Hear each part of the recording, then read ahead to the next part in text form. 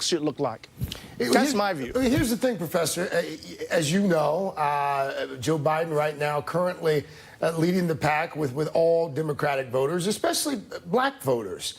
And Jim Clyburn rushing to his defense, one of the first high-profile politicians to come to Joe Biden's defense yesterday. Do we suspect that this is in any way, shape, form, or fashion going to hurt Joe Biden specifically with African-American voters? Or is this something we're not even talking about 3 days from now? I'm not sure. We'll have to see. I know on my Twitter feed there's a lot of conversation. There's a lot of murmuring.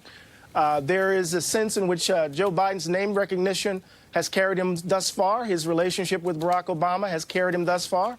But as we begin to drill down, as people ask what were the actual policies that you produced, not just simply the Voting Rights Act and civil rights legislation that Senator McCaskill has just laid out, but what were the compromises? Did they result in the crime bill? Did they result in the war on drugs? What did you compromise and who had to bear the burden? When we begin to interrogate and ask those questions, we will see how plays itself out.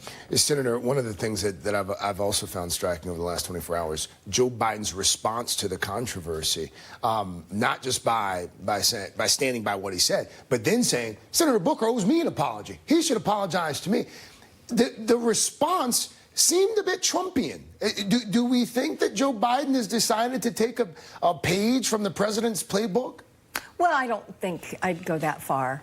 And by the way, Corey was probably, you know, in a way that elevated Corey, and Corey's been talked about a whole lot today. And, you know, Corey... You're not suggesting that Senator Booker might be using this to his political advantage. I don't think he's using it. I think it is inuring to him that since Joe did that, he's been in demand more on television today than he might have been otherwise. So I don't know that it was smart for Joe Biden to say Cory Booker should apologize to me, and I don't even know if it was appropriate. But I do think Joe Biden has realized that he's not going to get elected president unless he shows strength.